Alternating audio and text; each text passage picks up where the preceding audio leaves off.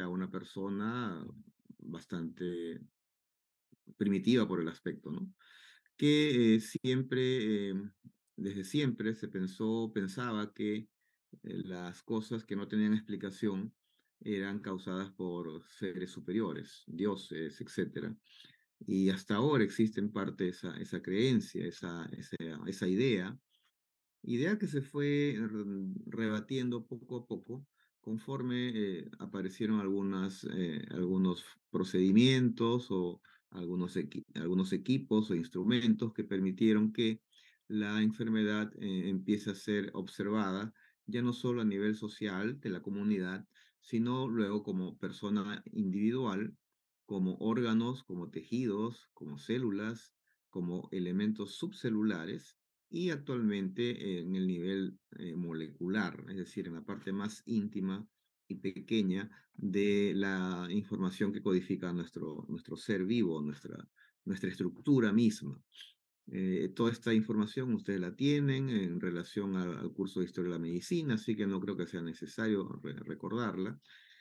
Acá en el cuadro de abajo a la derecha están observando un cuadro, perdón, información en la cual el proceso salud-enfermedad siempre está en un equilibrio o intenta estar en un equilibrio, ya que estamos completamente rodeados de factores nosológicos que podrían causarnos enfermedad en cualquier momento. Sin ir muy lejos, la radiación solar es un fenómeno, es un proceso físico dañino cuando uno se expone en exceso. Igual entre lo congénito y lo adquirido, que ven en la izquierda y a la derecha, podemos encontrar una serie de factores que pueden causar enfermedad. Lo congénito, con lo cual nacemos, alguna mutación anormal, un gen anormal, que se expresa como enfermedad, o nacemos sanos, pero adquirimos en la comunidad alguna enfermedad de algún tipo. Y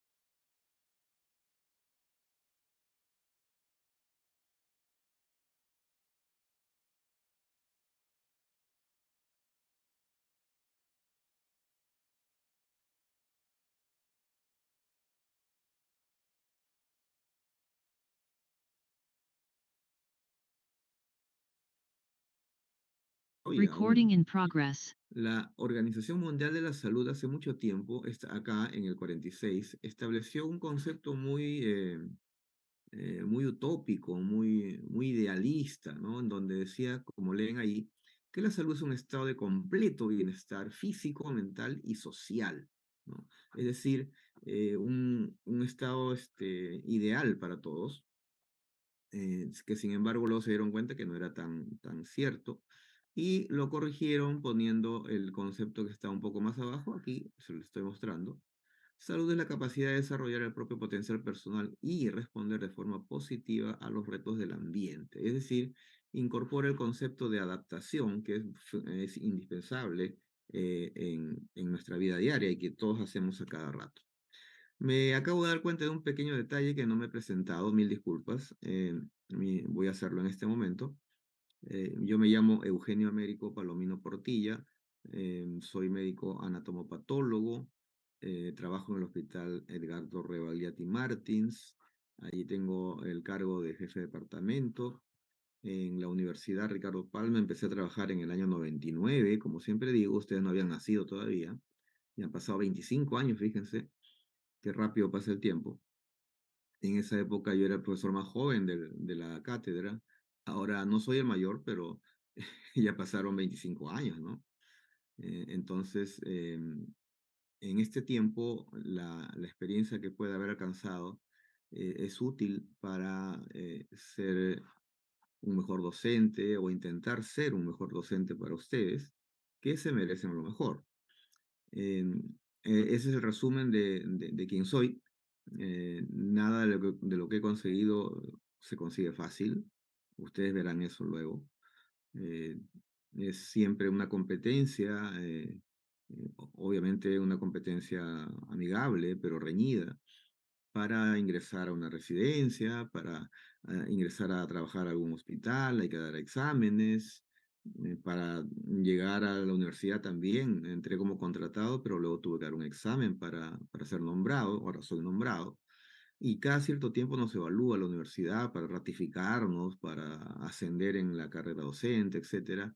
Toda la vida, jóvenes, toda la vida, toda mi vida ha sido estudio y estudio y más estudio, y exámenes y más exámenes. Nunca se deja de estudiar en esta carrera, en ninguna en realidad, pero en esta con mayor razón, puesto que nuestro objeto de estudio y trabajo es el ser humano enfermo y al que debemos darle lo mejor.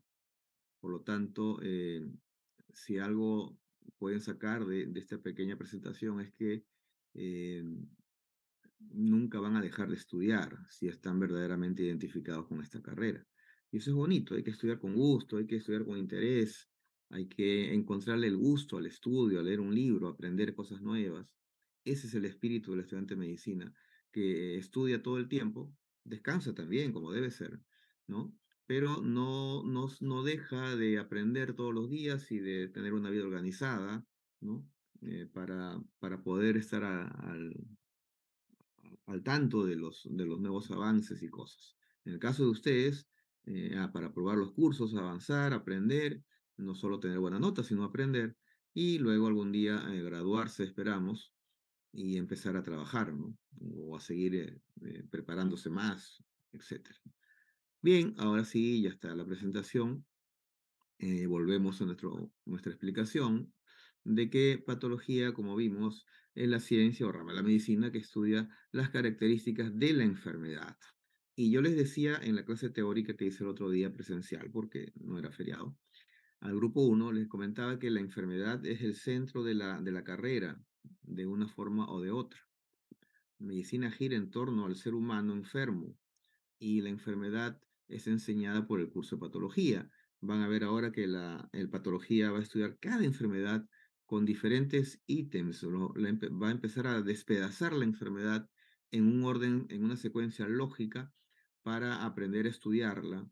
Y como hay cientos o miles de enfermedades, cada una de ellas es completamente distinta. ¿Qué más? Recordar que existe una patología llamada general, es decir, la que estamos estudiando, y una patología llamada especial o sistémica también, en donde los principios que hemos estudiado, básicos o comunes de la enfermedad, se aplican, pero en órganos específicos, ¿no?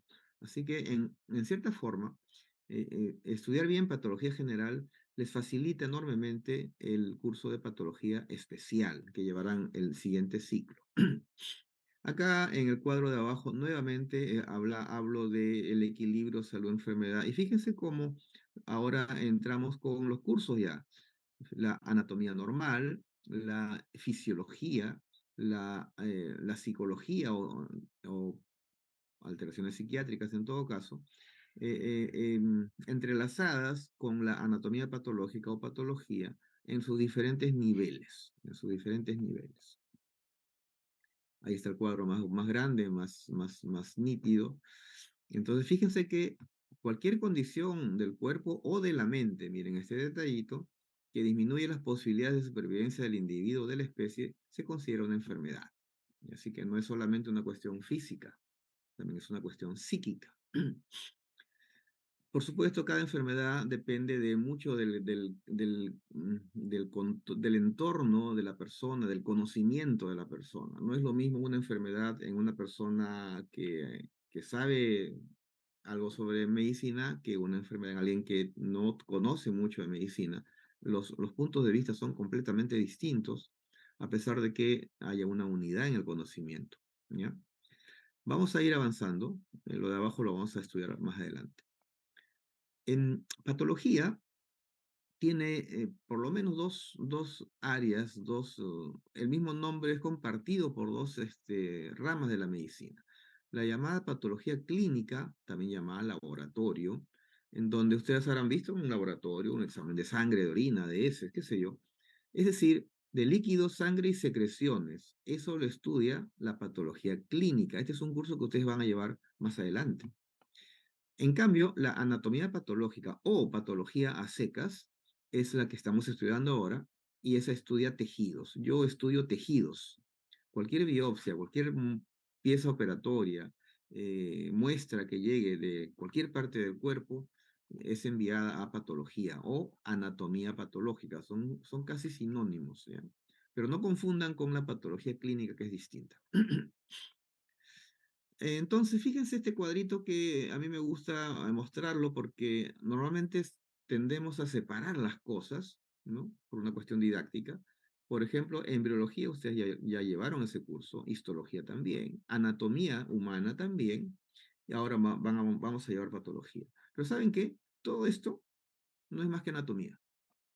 Sí, porque la anatomía normal puede ser del desarrollo, eso es embriología. La histología es la anatomía humana normal microscópica. La anatomía es la anatomía humana normal macroscópica. Y ahora vamos a estudiar ya no lo normal, sino lo anormal, lo que la enfermedad causa en las personas en diferentes niveles de órganos y tejidos. Ya sea la macroscopía o la microscopía, ambas forman parte de este curso que llamamos patología general. Fíjense que nos hemos pasado un buen tiempo estudiando simplemente partes de la anatomía. Y tiene sentido, porque nuestro objeto de estudio y trabajo es el ser humano, y hay que conocerlo bien. Por eso estudiamos todo esto. Y más. Ahí están viendo un arbolito muy, muy bonito. Se ve un árbol muy verde, muy frondoso, con muchos frutos. Parece un árbol de naranjas. Y seguramente tiene raíces también que le sostienen y le brindan nutrición, ¿no? A este ser vivo, que es un árbol.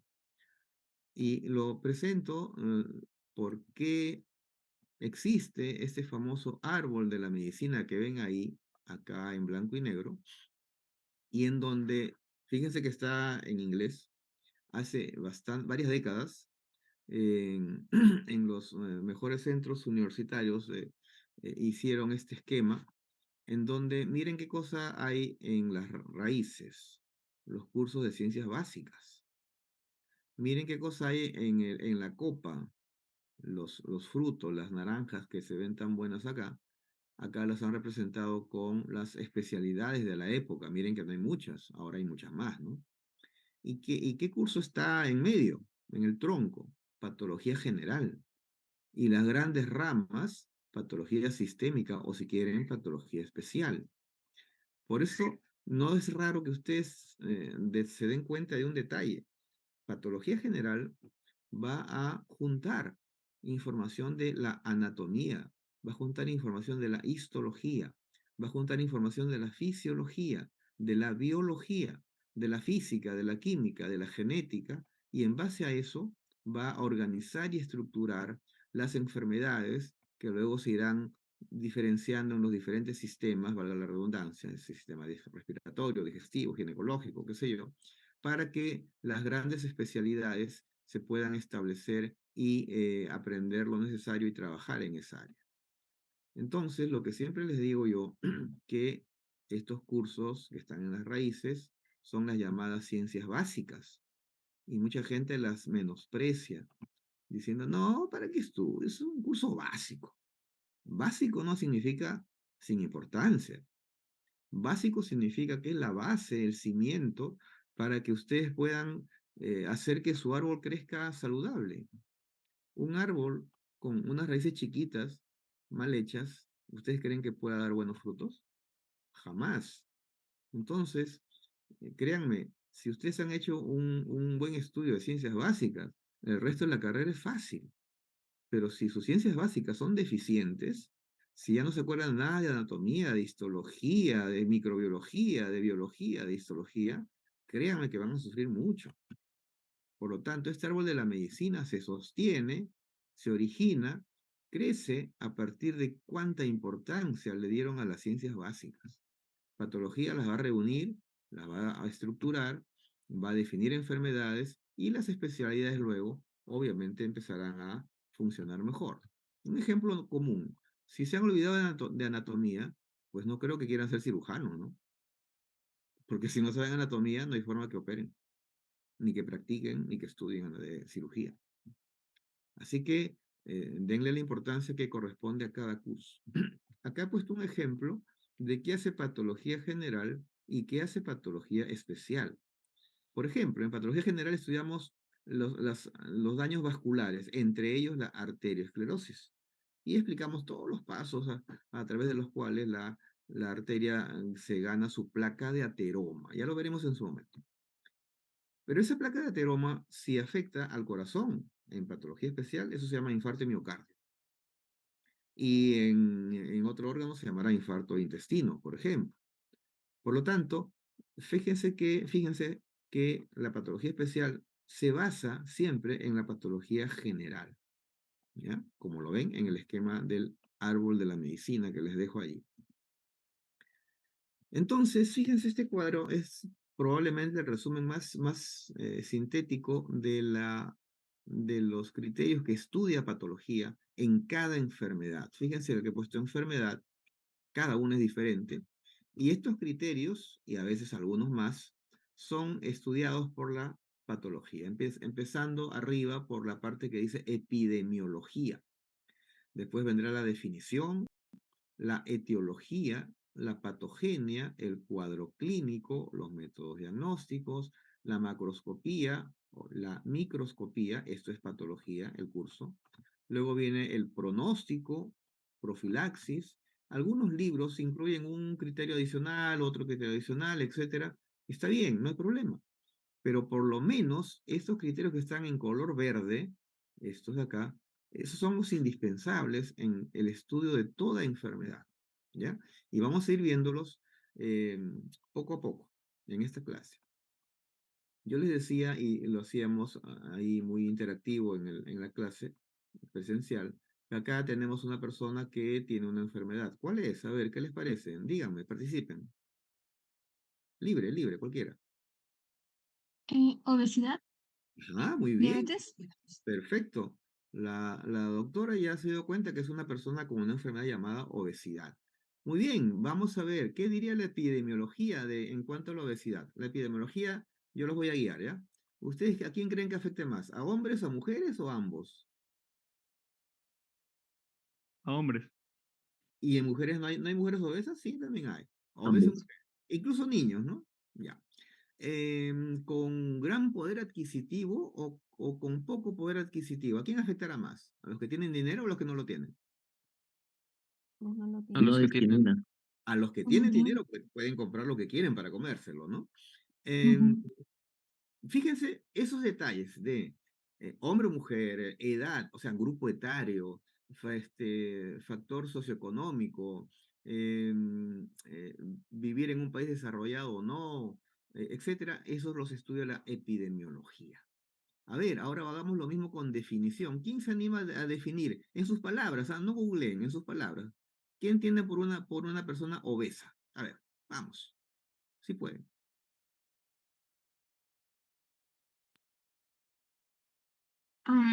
Podría ser una persona cuyos valores normales a su uso de grasa corporal exceden lo normal, algo así. Claro, una persona con exceso de peso, que excede lo normal, ya tenemos una definición muy básica, pero esa es la definición. La definición de obesidad no va a ser la definición de hipertensión arterial, ¿no es cierto? Es completamente distinta. Cada enfermedad tiene una definición, que después hay que mejorarla. Ok, entendemos eso. A ver, anímense, ¿cuál sería la causa de la obesidad? O causas, en plural. Sedentarismo. Muy bien, esa es una, sedentarismo. Otra, Una dieta inadecuada. es correcto, si yo no como en exceso, nunca voy a engordar. Una dieta inadecuada, falta de ejercicio. Por ahí pensarán, también hay problemas hormonales. Sí, yo no digo que no, ¿ya? La genética. La genética, hay una base genética, por cierto que sí. Ahora en toda enfermedad hay una base genética. Pero en el grueso de los casos, la gran mayoría de personas son obesas porque comen en exceso. Punto. Casos hormonales, 5 o 10%. La gran mayoría son porque comen mucho y hacen muy poco ejercicio. Esa es la realidad. Nos duela o no. En la patogenia podríamos hablar también de algo parecido, ¿no? Es decir, un aumento en el ingreso de calorías y una disminución en el gasto de ellas, ¿no? Si gasto menos de lo que ingresa, se acumula bajo la forma de grasa. A ver, cuadro clínico, ¿no? ¿Qué creen qué signos, qué molestias presentará una persona obesa? A ver, vamos, cualquiera, hay montones. Fatiga. ¿Perdón? Cefalea. No tanto. Otra. Hipertensión. Hipertensión, muy bien. Otra.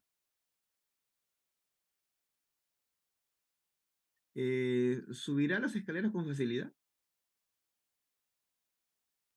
Fatiga. No, Fatiga, claro, fatiga, cansancio. ¿Sudará mucho, sudará poco? mucho. Sudará mucho. Sudoración excesiva. Su presión, ya me dijeron, debe estar alta. eh, Puede desarrollar diabetes, Hinchazón, varices, algo así. varices, problemas articulares, porque su esqueleto no está preparado para tolerar tantos kilos en exceso. Hay un montón de signos y síntomas que seguramente el paciente puede decir. Dificultad para respirar, ¿no es cierto? ¿No he visto un gordito que respire bien, no? Uno está subiendo la escalera y ya no da, ¿no? Ya no puede. Cuadro clínico. Métodos diagnósticos. A ver, ¿cómo diagnosticarían esta obesidad? Rápido.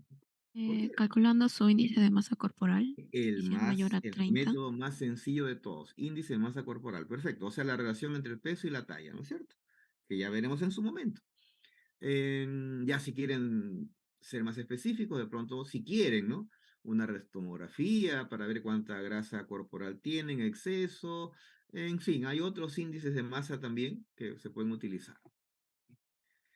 Fíjense, patología vendría diciendo, a ver, ¿qué cambios macroscópicos hay? En cada órgano, en el hígado, en el riñón, en los músculos, en la grasa, en el epíplon. Hay cambios macroscópicos que se ven a simple vista.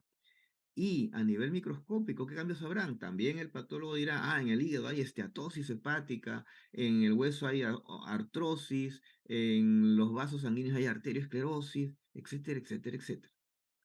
A ver, vamos ustedes, díganme, el pronóstico de una persona obesa, ¿es bueno? ¿Es malo? ¿Qué les parece?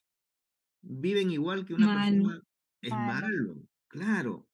La expectativa de vida en una persona obesa se reduce mucho, jóvenes, ¿ya? Es decir, usualmente desarrollan hipertensión, diabetes, arteriosclerosis, infartos. La gran mayoría muere de infarto de miocardio. ¿Y cuánto? 20 años antes de la expectativa de vida. O sea, si la expectativa es 80, a los 60, a los 50 están falleciendo. Entonces, no es bueno. El pronóstico no es bueno.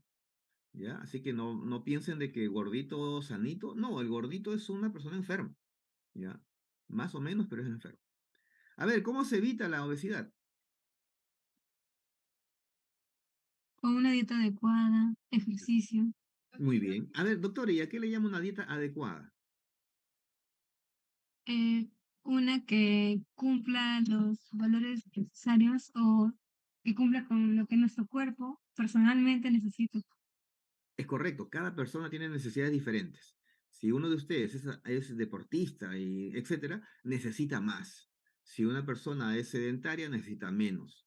Y evitar comer harinas procesadas, grasas saturadas, ¿qué más? Dulces, productos industrializados, y comer más verduras, frutas, ensaladas, hidratarse adecuadamente, etcétera, etcétera, etcétera, ¿no? Miren, ustedes no son médicos todavía, no son patólogos todavía, y ustedes tranquilamente tienen una muy buena idea de cómo se estudia una enfermedad. Eso hace patología, eso que acaban de ser ustedes ahorita, eso hace patología con cada una de las enfermedades que existen, ¿ya? En este curso vamos a enseñar primero los criterios generales de las enfermedades, se me ocurre, alteraciones hemodinámicas o alteraciones vasculares, alteraciones genéticas, y en el siguiente curso, en el siguiente ciclo en patología especial, ya hablaremos, por ejemplo, de infarto de miocardio. ¿Mm? Hablaremos de cáncer de hueso. Pero los fenómenos generales los estudiamos ahora y créanme que les van a servir mucho. Interesante. Les agradezco la participación. Ahora vamos a desarrollar cada uno de estos puntos en verde, vamos a desarrollarlos acá. Empezaremos con epidemiología. Viene de epidemia, ¿no es cierto? Es decir, con la información obtenida de las personas. Miren lo que dice el concepto. Es la información, pues son datos, sobre incidencia. Es decir, que esta enfermedad afecta, tiene una incidencia del 15% en la población tal. Prevalencia, los casos recientes. Casos recientes, casos previos. ¿A qué grupo etario afecta más? ¿A jóvenes, a niños, a ancianos? Género, más en hombres o mujeres. ¿Alguna raza en particular? Siempre dicen que la raza es solamente una, ¿no? Raza humana, ¿ya? Pero es cierto que existen grupos distintos en cuanto a su origen. Entonces, raza, digamos, anglosajona, raza mestiza, raza africana, etc. Zona geográfica. Algunas enfermedades afectan a los que viven en la costa y otros a los que viven en la altura. Por ejemplo, acá, altitud. Estado nutricional. La enfermedad afecta más a obesos, afecta más a personas con normopeso, etc. Por ejemplo, en la pandemia que hemos tenido COVID, el estado nutricional era importantísimo para ver el pronóstico. ¿A quién mataba más COVID? ¿A la persona delgada o a la persona obesa? Obesos. A la persona Obesos. obesa. Oigan, era tan cantado eso que decíamos, paciente con COVID, obeso o no, obeso, uy, pronóstico malo. No es obeso, mejor pronóstico. Fíjense la epidemiología cómo ayuda. Paridad, número de hijos en el caso de las mujeres. ¿Cuántos hijos tiene? El número de hijos determina información importantísima para enfermedades como cáncer de cuello uterino, etc. Cáncer de mama. Acá les pongo un ejemplo. Los cálculos en la vesícula afectan más a las mujeres que son obesas y que tienen varios hijos.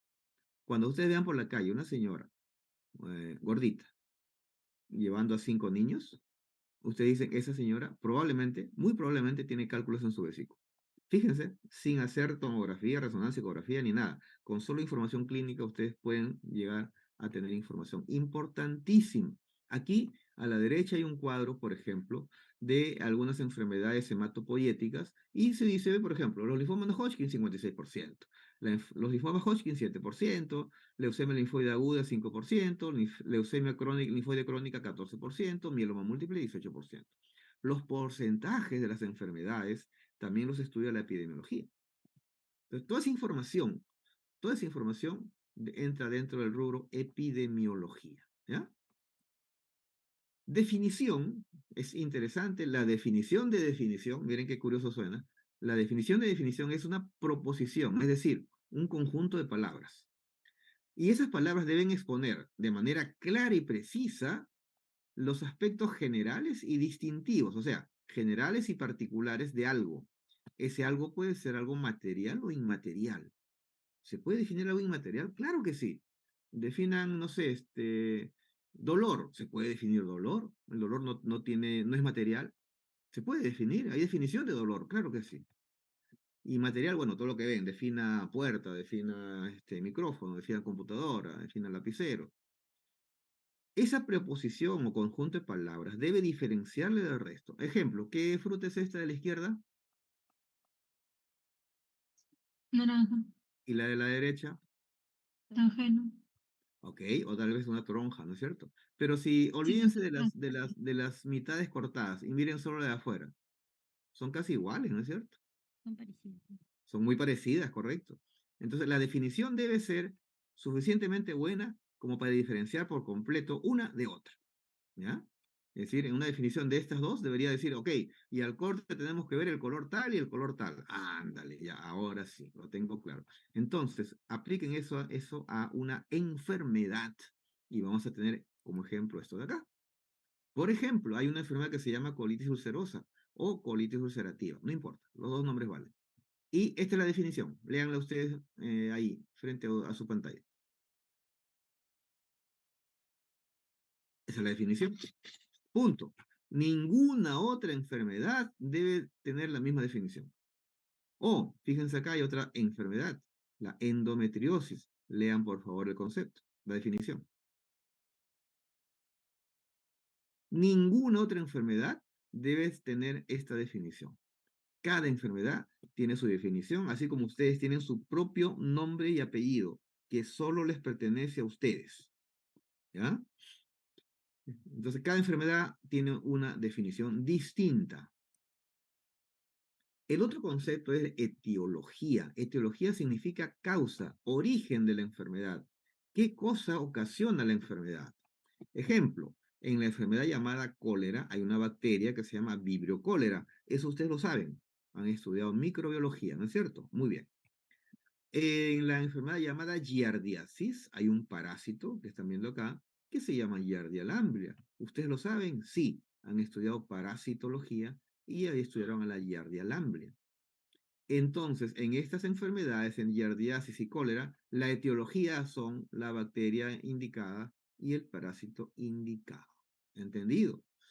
A veces no hay un agente infeccioso causal, es decir, hay un proceso y eso se va a juntar luego con la patogenia y le llamarán etiopatogenia. Eso lo veremos luego, ¿ya? Pero en lo posible, toda enfermedad tiene una etiología. La patogenia, jóvenes, es el mecanismo por el cual el agente etiológico, la etiología, causa la enfermedad.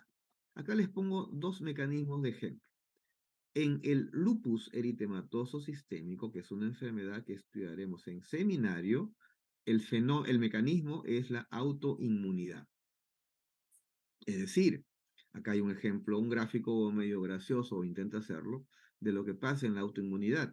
Nuestras células de defensa, que están preparadas y hechas para defendernos de cosas extrañas, se vuelcan contra nosotros mismos y nos atacan a nosotros mismos, es decir, a nuestros propios componentes. Eso se llama autoinmunidad. Y eso es causa de lupus, de artritis reumatoide, de tiroides de Hashimoto, de un montón de enfermedades autoinmunes. Y otro ejemplo de mecanismo es que en la enfermedad que se llama gota hay un problema metabólico, es un déficit metabólico, falta una enzima, una alteración metabólica que causa que el ácido úrico se precipite en uratos y haya un exceso en la sangre. Como ven, es un mecanismo, una secuencia de eventos en toda enfermedad. Les decía que cuando no hay una etiología definida, se junta la palabra etiología con patogenia y se le llama etiopatogenia. Es decir, ahí sí tiene que haber de todas maneras un mecanismo para el desarrollo de la enfermedad. ¿Ya? Seguimos. El cuadro clínico, jóvenes, es el conjunto de signos y síntomas. Los síntomas vienen de sentir. Yo siento tal cosa. Ejemplo, una persona con gripe, y a todos ustedes le habrá dado gripe alguna vez, ustedes pueden acordarse los síntomas de la gripe. En el caso de ustedes, se me ocurre, puede ser malestar general, dolor de cabeza, secreción nasal, estornudos, dolor articular en algunos, dolor muscular, decaimiento, etc. ¿No es cierto? Fiebre. ¿Quién no ha tenido eso alguna vez? Esos son síntomas, pero los signos son distintos. Signos es la información que el médico busca y encuentra en un paciente. Ejemplo, yo le digo, doctor, me siento calenturado. Debe tener fiebre, dice el médico. Ok, vamos a confirmarlo. Me pone un termómetro en la boca, sale 40 grados. Dice, tiene 40 grados. Síntoma es sensación de fiebre. Signo, 40 grados. Ya, es un dato completamente confirmado y a veces valorado como ahora. 40, no 39 grados, 40 grados. ¿Ya? El valor que sea, es un signo definido. ¿Entendido? Signos y síntomas. En una enfermedad como la diabetes mellitus, el paciente tiene mucha sed, que se llama polidipsia, micciona demasiado, poliuria, y tiene mucha hambre, polifagia, las famosas 3P, P, de la diabetes, ¿no? Diabetes mellitus. Signos y síntomas. Acá, en este caso, son puros síntomas, ¿no es cierto? Y el signo, ¿cuál sería? En diabetes. Ya saben que en diabetes tienen la idea, ¿no? En diabetes la glucosa está elevada en sangre, ¿cierto? Entonces el médico le pedirá un examen de sangre y dirá, en lugar de tener 100 miligramos, tiene, no sé, 300 miligramos de azúcar en su sangre. Ya. Signo. En el síndrome nefrótico, que es una enfermedad renal, hay edema, es decir, hinchazón, por decirlo fácil, en las piernas, en los pies, en las manos, en el pulmón, etc. Y la orina del paciente, miren acá a la derecha, genera espuma cuando choca en el water, en la taza del water, o cuando se almacena ahí, y eso es característico, por ejemplo, de un síndrome nefrótico. Signos y síntomas, todo lo que se les ocurran. Ustedes que han estado alguna vez enfermos de lo que sea, estoy seguro que se acuerdan algún síntoma, algún signo que han tenido. Cada enfermedad tiene su propio conjunto de signos y síntomas. Los signos y síntomas de la diabetes no son iguales que los signos y síntomas del lupus sistémico, por ejemplo.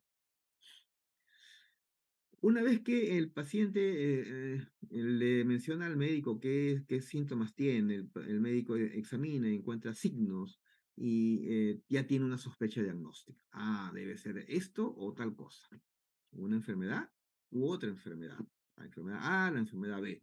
¿Cómo sé cuál es cuál? Ok, vamos a hacer entonces métodos, vamos a usar métodos diagnósticos. Los hay muchísimos, yo creo que he puesto algunos nada más. Por ejemplo, exámenes de laboratorio, sangre, orina, heces, sudor, secreción vaginal, todo eso se puede evaluar. Imágenes, tomografía, ecografía, resonancia, TEP, lo que quieran de imágenes. Ah, es otro tipo de exámenes. Moleculares que están de moda ahora, o estudios genéticos para definir alguna falla en el cariotipo, ¿no? Entonces, fíjense la cantidad de exámenes que hay ahora, ¿no? Cada vez hay más exámenes, ¿no? ¿Para qué? Para llegar a un diagnóstico, para que el diagnóstico de sospecha se convierta en diagnóstico definitivo. Pasamos al siguiente ítem. Macroscopía le pertenece exclusivamente al curso de patología y se refiere al estudio de los órganos enfermos como se ven a simple vista, es decir, con los ojos, no valga la redundancia. Ejemplo, a la persona la operan de una enfermedad en la tiroides y la tiroides llega a patología y yo tengo que decir, esta tiroides pesa tantos gramos, tiene la forma tal, es asimétrica, tiene nódulos, mide tanto por tanto, mide tanto por tanto, el istmo mide tanto por tanto, cuando lo corto tiene el color tal color, tal lesión, etcétera, etcétera, etcétera. Lo mismo con la próstata que están viendo acá, lo mismo con el riñón que están viendo acá o con este absceso cerebral que están viendo acá. Todo tiene forma, tamaño, color, consistencia y otras características adicionales que uno encuentra dependiendo de la enfermedad. Todos esos criterios de enfermedad que el patólogo o el médico estudia a simple vista son macroscopía. Cuando uno encuentra la enfermedad macroscópicamente, el patólogo en este caso tomará cortes seleccionados para que se procesen y puedan dar origen a una lámina histológica, como la que ustedes han visto en los cursos con microscopio que han llevado hasta ahora, y eso ya pasa a ser el campo de la microscopía, es decir, el estudio bajo la visión de un microscopio. Y acá les he puesto algunos poquitos criterios microscópicos fáciles de entender por ustedes. Por ejemplo, esto que están viendo es una mitosis, pero es una mitosis maligna. O sea, cualquier patólogo que ve una mitosis así, ya sabe que el paciente tiene cáncer. Ahora, ¿de qué célula? Bah, a eso lo buscamos. Pero la mitosis, por el solo hecho de ser así, esta o esta, eso es cáncer. Se acabó el diagnóstico. ¿Qué más? Las personas que toman mucho alcohol, por ejemplo, espero que no hayan en el salón algunos, se forman en los hepatocitos estas lesiones rojizas que ven, me apunta el puntero en las flechitas, esos son los famosos cuerpos de Mallory o Mallory, ¿ya? Otro criterio, encontrar células gigantes multinucleadas. Ahí están, vamos a ver una en el laboratorio, algunas de ellas en esta semana. O la fibrosis cicatricial que podemos ver acá en el páncreas, en este caso pancreatitis crónica, o en cualquier órgano, por cierto. Vamos a encontrar cientos o miles de criterios microscópicos dependiendo de cada enfermedad. En algunos habrán 4, 5, 10, en otros habrán un par nada más o uno, pero son criterios anormales vistos al microscopio. Eso es la microscopía. Cada enfermedad es distinta. Ahora que ya tenemos el diagnóstico definitivo por patología, ya sabemos qué pronóstico darle. Me explico. Una persona tiene una lesión en el hígado, por ejemplo. y no se sabe si es un absceso o si es una neoplasia maligna. Le sacan una biopsia y el paciente dice, no, no se preocupen, es un absceso nada más. Muy bien, pronóstico bueno. En cambio, en la biopsia sale que es un cáncer metastásico, pronóstico malo. Es decir, el pronóstico es una predicción de lo que la enfermedad, de cómo va a evolucionar la enfermedad. Ejemplos, una persona con resfriado como la chica que ven acá a la izquierda, el pronóstico es bueno. Casi nadie se muere por una gripe, ¿no es cierto? Es decir, una gripe de las comunes, me refiero, o estarán en cama una semana de pronto o menos, con todos los malestares de la gripe, y sin médico, sin tratamiento, la gripe se va. ¿Ok? El pronóstico es bueno. Pero si, por ejemplo, hace unos meses o unos años diagnosticaban una neumonía por COVID, caray, eso era mal pronóstico, ¿no es cierto? La mayoría se morían cuando no había vacunas ni nada, ¿no? Miren este caballero, esta persona que está acá a la derecha, con su imagen de resonancia, miren las fracturas que tiene. Miren. ¿Ustedes creen que el pronóstico de esto sea bueno? No, pues este pronóstico es malísimo, ¿no? Y cuando a veces no sabemos qué va a pasar, decimos es un pronóstico reservado. No sabemos si va a vivir o va a morir. Todo eso lo ve el pronóstico. Y para terminar los criterios, tenemos la profilaxis. La profilaxis es la prevención, cómo se evita la enfermedad. Y actualmente tenemos ejemplos muy buenos de enfermedades casi erradicadas por ejemplo, por vacunas. La rabia, el sarampión, la viruela, la poliomielitis, que antes eran epidemias o pandemias, ahora casi no existen, porque hay vacunas que han evitado que eso ocurra. Ahora, por ejemplo, ya hay vacunas contra el COVID, ya raramente hay esa mortandad que había por el COVID en su momento, cuando no habían vacunas. Este joven que ven a la derecha que está diciéndole no ni al cigarro ni al licor, pues el alcohol disminuye el riesgo de desarrollar cirrosis hepática. Eso es confirmado, no hay ninguna duda de aquello. O el fumar, relación con cáncer pulmonar, si no quieren tener menos riesgo de cáncer, no fumen, punto. Entonces, prevenir la obesidad, ya saben, comer sano, comer verduras, evitar harinas, grasas en exceso, hacer ejercicio, ¿no? Evitar el sedentarismo. Y así, cada enfermedad tiene una forma de prevenirla. Ojo, algunas enfermedades no se pueden prevenir, ya las veremos en su momento, ¿ya? En resumen, jóvenes, esto que hemos visto, epidemiología, definición, etiología, patogenia, cuadro clínico, métodos diagnósticos, macroscopía, microscopía, eh, pronóstico y profilaxis, son los ítems que el curso va a estudiar en cada una de las enfermedades. Y aquí hacemos un pequeño paréntesis antes de empezar la siguiente parte, por algo que es muy importante, ¿ya? Y espero que en este grupo, en este ciclo, colaboren participando, ¿ya? Participando, no estoy pidiendo colaboración de otro tipo. Miren este documento, jóvenes, es del año pasado, de marzo, y en ese momento la facultad ya nos comunicaba a los coordinadores que, como ven, es necesario presentar investigaciones formativas de las diferentes asignaturas, de los diferentes cursos, patología, por ejemplo. Entonces, la Escuela de Medicina nos pide que les informemos a los profesores del curso que deben realizar investigaciones con los alumnos, ustedes, jóvenes, ustedes, ¿ya? Y los resultados de esa investigación deben ser enviados a la Escuela de Medicina. Es decir, hay una obligación de hacerlo, jóvenes. Sin embargo, hay un detalle interesante. Esta investigación formativa, o como quieran llamarlo, no forma parte del curso. Es decir, no porque participen. Miren, estoy planteando esta investigación que ven aquí a la derecha, ¿ya? Voy a mover esto. Yo tengo, bueno, dice Patología General, Proyecto de Investigación Formativa Básica en este semestre. ¿Cuál es el objetivo? Fíjense. Es la publicación de un artículo, tipo revisión de caso, en la revista médica de la facultad. Les cuento.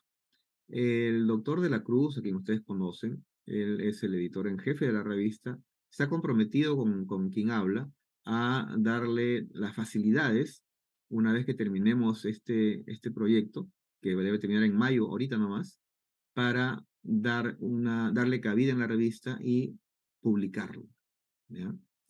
Le cuento que ya tengo incluso hasta el tema, porque esta enfermedad que están viendo, adenomimatosis de vesícula biliar, tengo casos guardados desde hace algunos años y un caso reciente, así que podríamos tomar un bonito caso, ¿ya? Para presentarlo como revisión de tema. Y les planteo lo siguiente. Es absolutamente aparte del curso. Ya hice la convocatoria en el otro grupo. Espero reunirnos con los que voluntariamente quieran. Es algo adicional a sus cursos, pero va a ser algo bien interesante. En el laboratorio de patología, 7 lunes, ninguno coincide con el parcial, por si acaso, ya miré las fechas, ya las revisé. 7 lunes, ¿ya? Solamente 50 minutos, 1 hora académica, nada más, no les pido más. Los días lunes, acá están las fechas, ahí están las fechas, ¿ya? Comenzaríamos la próxima semana. La primera reunión, perdón, va a ser solo informativa. Luego habrán exposiciones de los estudiantes y también mía, yo voy a exponer también. Luego voy a darle artículos científicos sobre el tema, sencillos, para que los lean, los analicen y se dividan el trabajo para armar un bosquejo de artículos sobre nuestros casos. Yo tengo como 5 casos de esta enfermedad, que no es muy común, y para mandarlo más o menos a fines de mayo a la revista y lo puedan publicar. Esto que está abajo es la información adicional y es importante que la sepa. En primer lugar, que es una actividad voluntaria. Yo no los puedo obligar a participar, ¿ya? De hecho, nada obligatorio es bueno, ¿no? Yo no los puedo obligar. Esto debe ser gente que quiere de verdad hacer algo, ¿ya? No tiene ninguna relación con el curso, ¿ya? No vayan a pensar que si participan acá les puedo dar un puntito al curso. No, no. Lo lamento, pero no puede ocurrir así. No va a dar ni curso, ni notas, ni nada al curso, ¿ya? Voy a valorar mucho que sean puntuales, porque son solo 50 minutos, no es mucho. Y cumplimiento las tareas, para todos van a ser, incluso para mí, yo también me pongo tareas. Si hay muchos estudiantes, al final haremos una pequeña evaluación, pero no creo que sea necesario, pero por si acaso. Y la decisión de publicación depende de la revista, pero créanme, ya he tenido la suerte de publicar varias cosas ahí, ya sé más o menos qué es lo que necesitan, y yo haría la forma de que al final hagamos una publicación, que sería bonita, que ustedes empiecen a agarrar el gusto a publicar. Siquiera cosas sencillas, después van haciendo cosas más complejas. Imagínense tener su nombre en un artículo que puede servir de referencia para otros investigadores de otros países a nivel mundial. Tiene su gracia, tiene su sentido y ¿saben qué? También vale, por si acaso. Haber publicado artículos científicos en alguna revista médica oficial tiene su valor, que al final van a darse cuenta. Entonces, resumiendo, les invito a participar con todo cariño en esta investigación. Va a ser en la Facultad de Medicina, en horario, ya está acá, a las horas, a las 6 de la tarde, 7 lunes de este ciclo, no todos, solo 7, ni la mitad del curso.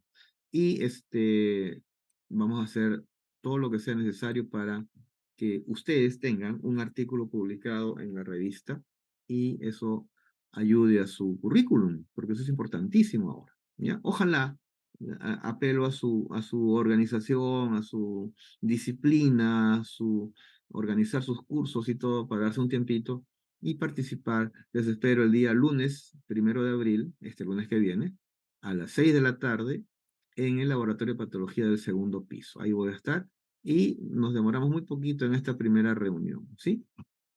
Ojalá, jóvenes, me gustaría verlos ahí. Gracias, cambiamos de tema y volvemos a la clase. ¿Cuáles son las muestras? Ya les dije que patología clínica estudia líquidos, sangre, líquidos y secreciones, ¿no? Bueno, anatomía patológica estudia tejidos. ¿Cuáles son los tejidos que nos suelen llegar al estudio patológico? A ver, vamos a hablar de dos tipos de muestras. Las de patología quirúrgica y las de citología o citopatología. Las de patología quirúrgica son estas que ven aquí y las de citopatología las que ven abajo. En patología quirúrgica también a veces nos llega nada menos que todo un cadáver para estudio en los casos de autopsias. Pero les cuento que cada vez hay menos casos de autopsias por realizar. ¿Ya? ¿Por qué? Porque ahora con biopsias endoscópicas o guiadas se pueden tomar muestras casi de cualquier órgano. Antes no se podía. Ahora te toman biopsia chiquita, del cerebro, del páncreas, del riñón, del hueso, de donde quiera que sea. ¿Ya? Por eso ya no es necesario mucho hacer autopsias, porque ya se sabe la causa de la muerte, ¿no? Pero bueno, vamos a estudiar uno por uno de esto, ¿ya? En forma sencilla y rápida. Empezamos con la biopsia endoscópica. Endo significa adentro. Scopos significa ver, mirar adentro. Biopsia endoscópica es una que mira adentro, dentro de órganos huecos. Las biopsias endoscópicas son para hacerlas en órganos huecos, como el estómago, el esófago, el píloro, el duodeno o los bronquios, ¿no? La vía respiratoria. A través de este equipo llamado endoscopio, ya sea gastroscopio o broncoscopio, se observa la vía, se encuentran lesiones y se sacan biopsias muy chiquitas, miren. Esta es una imagen de la pinza por el endoscopio. Muerden un pedazo de mucosa, la arrancan y la sacan. Son estos pedacitos que ven acá, acá hay dos más. 4 biopsias obtenidas probablemente del estómago. Y con esos tejidos chiquitos de 1 milímetro o 2, los patólogos tenemos que hacer diagnóstico. Del bronquio también, de la vejiga, de donde quiera que tomen endoscópicas, llegan muestras chiquitas. ¿Ok? Ese es un tipo de muestra, las más pequeñas que hay. Vamos a ver una biopsia de estas en su laboratorio. Recuerden que la biopsia endoscópica era para órganos, para vísceras huecas. Ahora, para vísceras sólidas, como el riñón, como el hígado, como la próstata, están las biopsias con aguja. Es decir, se introduce una aguja por un punto anatómico específico y la aguja especial, por cierto, no es una aguja cualquiera, saca dentro de ella, miren, un cilindro, un hilito de tejido. Entonces, en este caso, en esta biopsia de riñón, en este esquema, ahí está el equipo para la obtención de la biopsia y acá hay un ecógrafo para guiar la aguja correctamente. De repente hay un tumor ahí, ¿ya? Y la biopsia con aguja ingresa y saca este hilo de tejido, miren. Y acá esta es la lámina histológica con ese hilo de tejido. Y se supone que el patólogo debería ser capaz de diagnosticar con ese hilito de tejido. El esquema de la biopsia de próstata es este, también le ponen, le toman muestras con una aguja. Segundo tipo de muestras. Tercer tipo de muestra es la biopsia quirúrgica.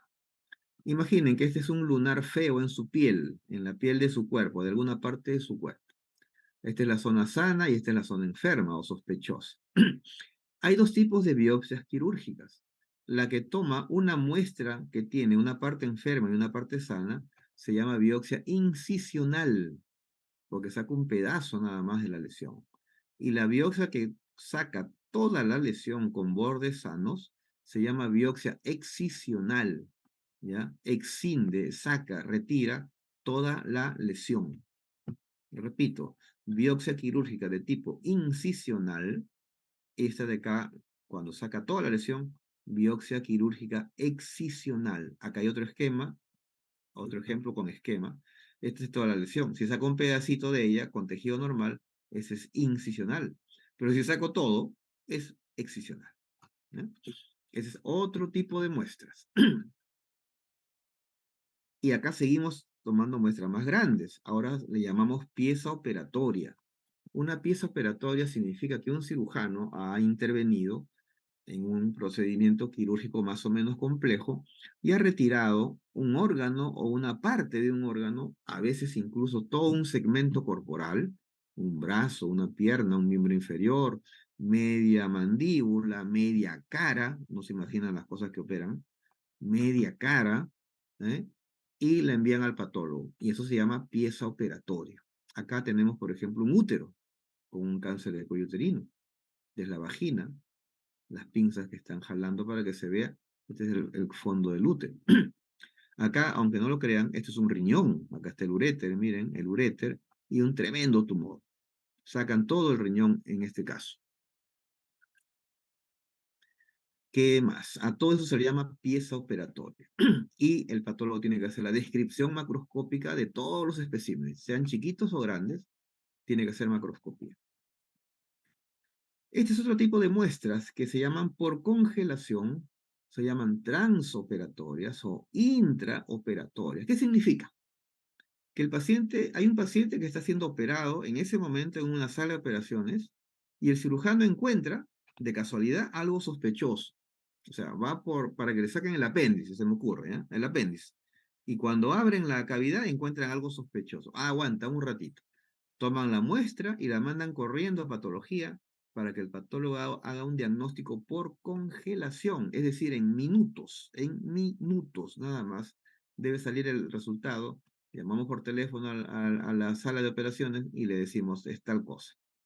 Eso se llama transoperatoria, intraoperatoria o biopsia por congelación. En hospitales que hacen trasplante, como en donde yo trabajo, también se hace el estudio de órganos para trasplante, es decir, trasplante de hígado, trasplante de riñón, etc. Hay todo un protocolo, hay cosas que tenemos que informar, cosas que no tenemos que informar y que son de mucha utilidad para el paciente que recibe un órgano trasplantado, ¿ya? Que son otro tipo de muestras. Y eventualmente, como les digo, recibimos una persona, un cadáver, para realizarle una autopsia o también llamada necropsia, ¿ya? Lo veremos al final. Ahora pasamos a las muestras de citología o de citopatología, ¿ya? Por ejemplo, exfoliativa, es decir, donde hacemos desprender células, exfoliar células. Cuando se toma del aparato genital femenino, obviamente se llama citología ginecológica. Y si se toma de otra parte del cuerpo, es no ginecológica. Es evidente esa diferencia, ¿no es cierto? Acá esta prueba podría ser fácilmente la prueba del COVID que algunos le han hecho o en la boca o por la nariz, ¿no es cierto? Ahí ponían un hisopo más o menos grande, raspaban la zona y al rasparle la faringe o la rinofaringe, sacaban células, exfoliaban células y esas luego se van a estudiar, ¿ya? En citología o citopatología hay otro tipo de muestras que se llama biopsia aspiración con aguja fina. ¿Qué es eso de aspiración? Es una jeringa especial en donde se genera vacío en el émbolo y la agujita aspira, ¿no? Saca células hacia el émbolo de la jeringa.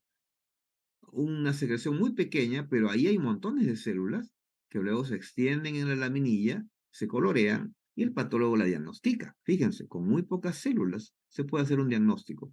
En una zona accesible, por ejemplo, en el cuello, en la tiroides, un ganglio linfático, un tumor en el músculo, ¿no? Que se puede llegar fácilmente a través de la piel, se hacen biopsias de aspiración con aguja fina, es una aguja muy chiquita. Les cuento, no vayan a pensar que les ponen anestesia, así nomás, sin anestesia. Porque una vez que pasa la aguja fina, es bien delgadita, por la piel es como si te picara un zancudo más o menos, no duele más. Adentro ya no hay mayor dolor. Interesante, ¿no? Si quisiéramos resumir en parte lo que hemos descrito hoy día, diríamos que la macroscopía es, ya les dije, la descripción a simple vista de las muestras que nos envían, desde una biopsia chiquitita hasta un cadáver completo. El procesamiento lo veremos más adelante porque no pertenece al patólogo, pertenece al tecnólogo médico, pero no hay problema, se los mostraré. Las biopsias intraoperatorias o transoperatorias o de congelación, ya les expliqué lo que significaba, ¿no? Una operación sacan una muestra y la mandan a patología para analizar. Las coloraciones ustedes las conocen, ¿ah? Ustedes han visto un montón de láminas en histología, creo que hasta en microbiología o parásito también. Casi siempre con coloración de hematoxilina eosina, ¿no? HE. Hay otras coloraciones que también conocen, pero la más común es la de HE. Acá hay coloraciones, perdón, HE. Y hay otras nuevas como coloración de plata, etcétera, que iremos viendo poco a poco. Luego, de la parte macroscópica viene la parte microscópica, mirar al microscopio. Eso también ustedes lo van a hacer en su laboratorio. Y esta es la parte de citología. exfoliativa, ya les dije, ginecológica o no ginecológica, las biopsias de aspiración con aguja fina, etcétera. Es un cuadro resumen, digamos. Acá tenemos entonces un pequeño esquema de fotos, perdón, un conjunto de fotos, en donde hablaremos de la macroscopía. En este caso, una patóloga o una residente de patología está trabajando y la muestra que le llegue tiene que describirla. Si es una biopsia chiquita, dirá, se reciben 4 fragmentos de tejido de tal color que miden tanto por tanto, etcétera, etcétera, y listo. Si es un hueso, dirá, se recibe un segmento de tibia que mide tanto por tanto, que tiene una lesión no sé cuantitos, y acá tiene un tumor de tantos centímetros. Toda esa descripción a simple vista es estudiada en el momento llamado macroscopía. Si recibe un segmento de intestino grueso, dirá, y de ileum, dirá, bueno, acá el intestino delgado terminal mide tanto, el ciego y el colon miden tanto, abierto el espécimen, encuentra un tumor de tantos centímetros, no sé cuántos. Toda esa descripción es macroscopía. Igual con el útero, y luego va a seleccionar cortes, va a tomar cortecitos de la zona importante, acá entra todo completo, porque son chiquitas, pero si es un órgano grande, tomará cortes en la zona enferma, los pondrá en estos cassettes, en estas cajitas de acá, y lo enviará hacia el procesamiento. Esto que ven aquí en el slide es trabajo del patólogo, por si acaso. Esto que ven acá no lo hace el patólogo, ojo, no lo hace el patólogo. El procesamiento de las muestras lo hace el tecnólogo médico, que es otro profesional de la salud, ¿ya? No lo hacemos nosotros, pero sabemos cómo se hace más o menos, pero no lo hacemos nosotros, ¿ya? Entonces, a ver, ¿qué pasó? Se sigue viendo, ¿no? ¿Jóvenes? Sí, se ve la filmina de procesamiento. Ya, ok. Entonces, miren, esto lo voy a mencionar solo como referencia, no es para que se lo aprendan, porque ni siquiera lo hace el patólogo.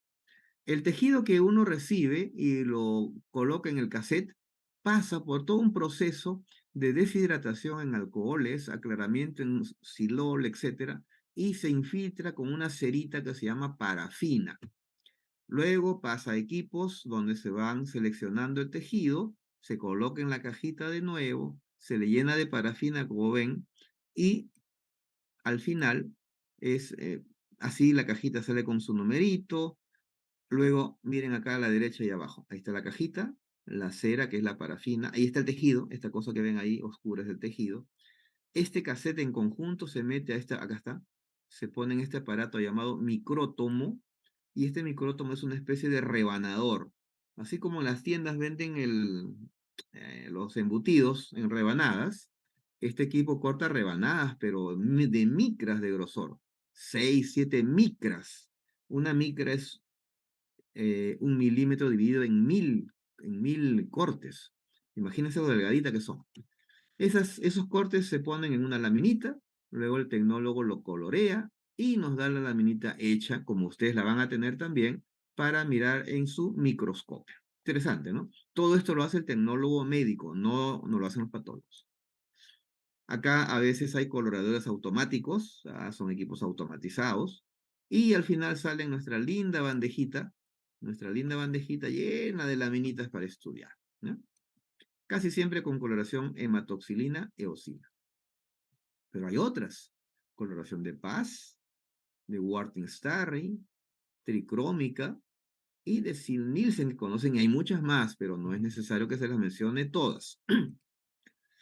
Luego viene la parte más bonita, en mi opinión, modestia aparte, que es la microscopía. Entonces el patólogo agarra, se va a su ambiente, que enciende su microscopio, pone su buena música, tiene toda su bandeja llena de láminas para estudiar, con sus solicitudes, con la información clínica, ¿no? Con toda la información uno comienza a estudiar ya no la macro, que ya la vi, sino ahora la microscopía.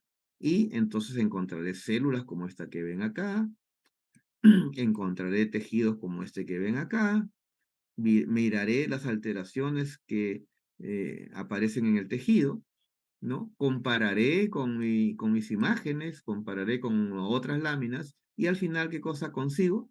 Mi diagnóstico.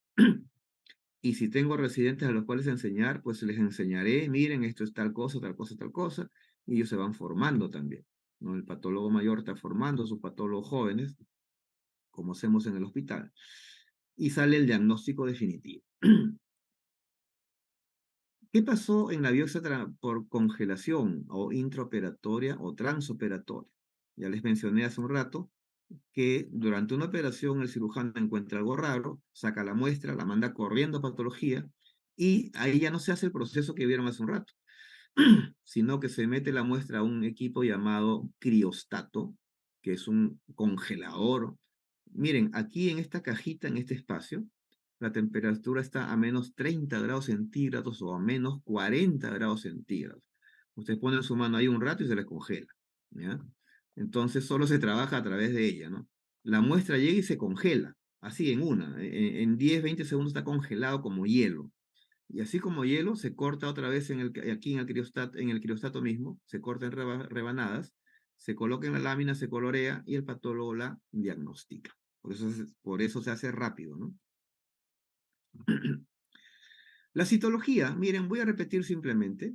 Este es un esquema de una muestra de citología del cuello uterino. Se usa un espéculo, eso lo hace el ginecólogo, no lo hace el patólogo.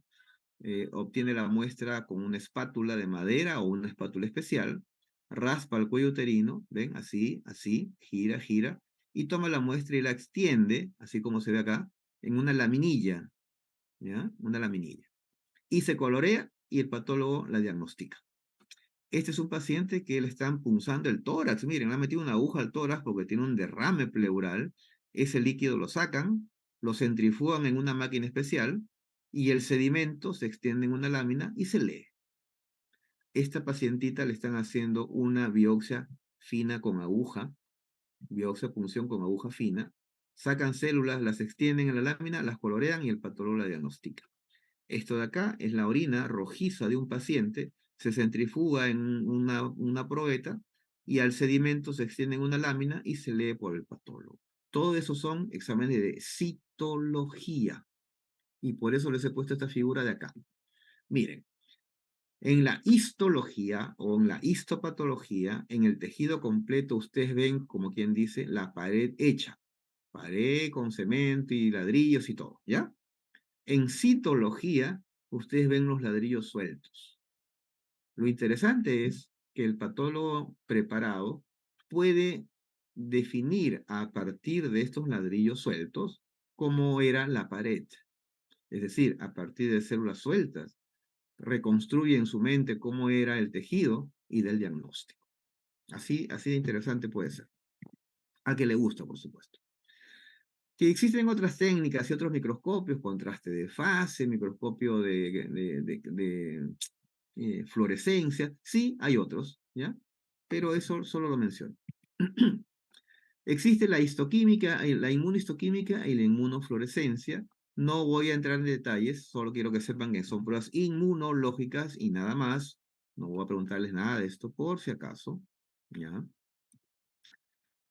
Idealmente, en los laboratorios de patología grandes hay microscopios electrónicos que hace unos años eran tremendos equipos, varios metros medían, ahora son así de pequeños y entran en un ambiente normal. Miren, está en su escritorio. Un microscopio electrónico encima de un escritorio común y corriente, ¿ya? Y dan imágenes, como ustedes ya saben, habrán leído en sus libros de histología y todo eso, que entran a un detalle mucho más fino, aumentan miles de veces lo que se puede ver en el microscopio óptico.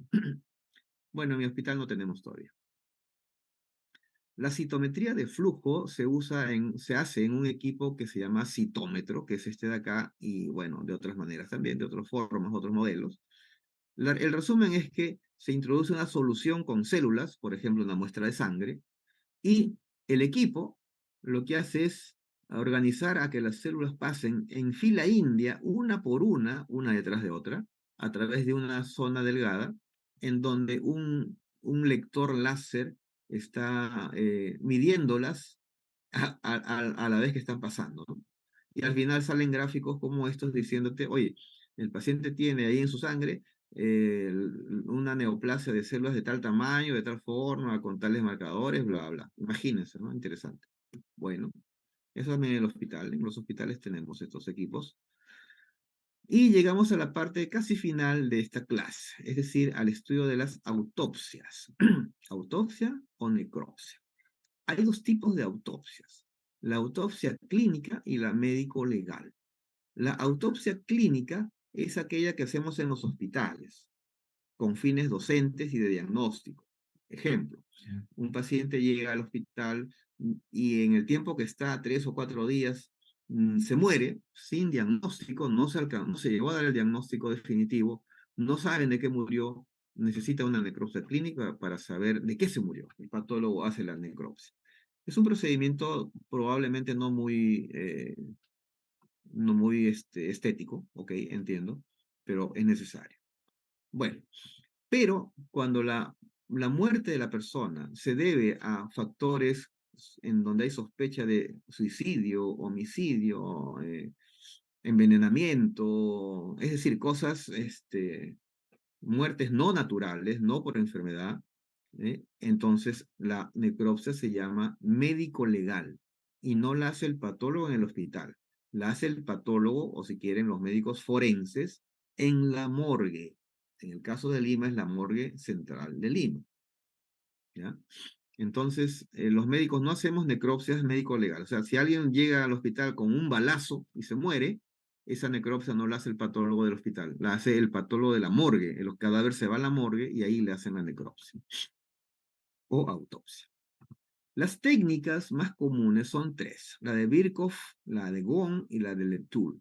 La de Virchow disecaba órgano por órgano. Disecaba primero algún pulmón, después el otro, después el corazón, después el hígado, etc. Ghosn decía, no, mejor hay que sacar bloques. Sacaba un bloque de órganos del tórax, otro bloque de órganos del abdomen, otro bloque del retroperitoneo, riñones, vejiga, todas esas cosas. Letoul, en cambio, saca un solo bloque desde la lengua hasta el recto. Parece mentira que todo eso pueda salir en un solo bloque, en un solo conjunto, ¿no?, de órganos. Esa es la técnica que usualmente usamos en el hospital. En un solo bloque sacamos todo, se estudia órgano por órgano, se diseca, se sacan muestras y luego todo se devuelve al cadáver como debe ser para que sea sepultado, ¿no? Les decía que no era un procedimiento muy agradable a la vista, excepto para quienes pues ven esto con interés de diagnóstico, un interés científico como corresponde, ¿no? Con todo el respeto que se merece un cadáver de una persona que ha fallecido, ¿no? Acá tenemos, por ejemplo, miren lo que hay que hacer, desgraciadamente no queda otra, para sacar el encéfalo hay que cortar el hueso y hay que sacar el encéfalo. Luego la piel del cuero cabelludo se ha puesto sobre la cara del paciente volteada. Luego se coloca el cerebro de nuevo, se cierra y la piel se vuelve a cubrir y se cose, pues la costura queda por atrás, no se ve por delante, pero hay un corte, obviamente. El cerebro, una vez que se fija, se tiene que cortar en diferentes niveles para estudiarlo, así como han hecho ustedes en neuroanatomía, igualito. Y bueno, acá hay una necropsia donde se observa la apertura de la cavidad torácica, ¿no? Y acá está el bloque, ¿ve? El bloque tejidos. En este caso es hígado, intestino, estómago, etcétera, ¿no? Muy rápido, para terminar ya casi, tenemos que ver la utilidad de la patología. Por ejemplo, este es un caso de un señor de 63 años con debilidad y sueño, mucho sueño, y que está pálido. Miren sus uñitas. Entonces, bueno, dice pálido, ok, tiene anemia, muy bien, pero la anemia, ¿por qué? No sabemos. ¿Por qué está cansado? Por la anemia. Le hacen un examen de sangre y efectivamente, pues tiene 7 de hemoglobina, ¿no? Ni hablar, está pálido, está anémico. Ese mismo caso, luego se dan cuenta que tiene heces oscuras, ¿no? Entonces dicen, si heces oscuras, tal vez está sangrando por el tubo digestivo. Hacen una muestra de heces, un estudio de patología de laboratorio y encuentran sangre oculta en heces. Uy, está sangrando por el tubo digestivo. Algo malo hay en el tubo digestivo. El gastroenterólogo entra, le hace una endoscopía, vean, una endoscopía, examina todo el colon y encuentra por ahí un tumor. Ni modo, pues saca la biopsia y ese tumor es un adenocarcinoma. Ok, el patólogo del diagnóstico y ya sabemos que es un adenocarcinoma, es decir, un cáncer. Recién tenemos el diagnóstico final. Recién pueden hacer un tratamiento adecuado. Imagínense que se hubieran quedado en el paso inicial. Está pálido, su sangre está baja. Ah, ok, le damos hierro, le ponemos transfusión de sangre, qué sé yo. Pregunta, ¿lo curaron? No, porque el problema no es la anemia. El problema es que está sangrando. ¿Tiene anemia? Sí. ¿Está sangrando? Sí, pero está sangrando porque tiene un cáncer en el colon. Recién ahí tenemos el diagnóstico definitivo. Y lo dio la biopsia obtenida por endoscopía y el diagnóstico lo da el anatomopatólogo. Veamos otro caso. Mujer de 47 años con debilidad, somnolencia, se le hinchan los dedos de las manos y de los pies. Su orina es muy espumosa, dice la paciente. Hacen un estudio de la orina y encuentran que tiene proteínas en orina. Ah, caray, eso está malo. Eso no es bueno, eso es normal. Quiere decir que el riñón está dejando pasar las proteínas. Al salir las proteínas, la presión oncótica disminuye en la sangre y el líquido se sale de los vasos y por eso hay edema en cualquier parte. Miren su manito, el dorso de su mano, el dorso de sus deditos, están todos edematosos, ¿ya?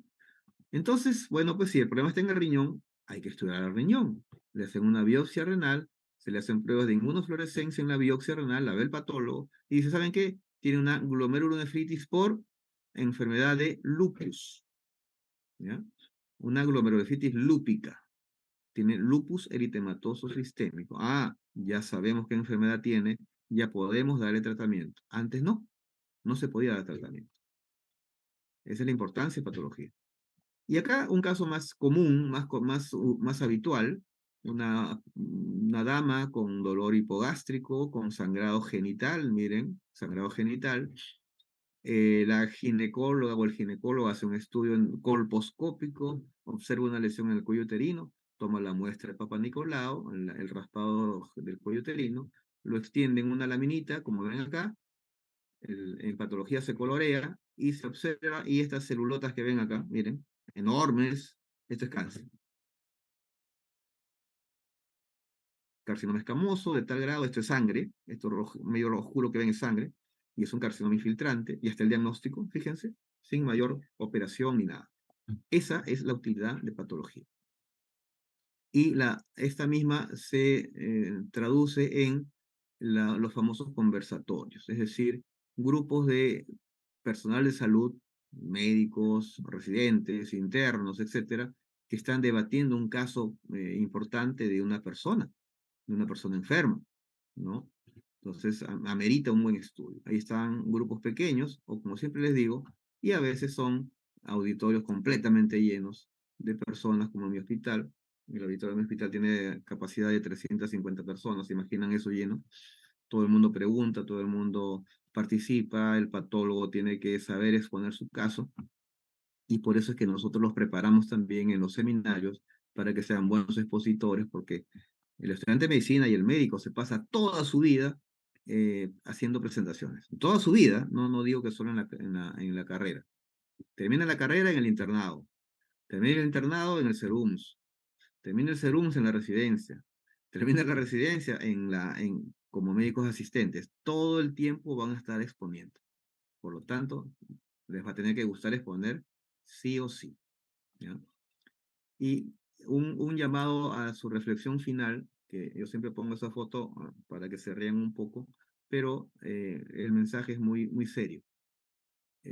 Una cosa que veo últimamente es que las personas, los estudiantes, leen menos libros, lo cual es un defecto serio porque la información está en los libros, no está en otro lado, no la creamos los profesores.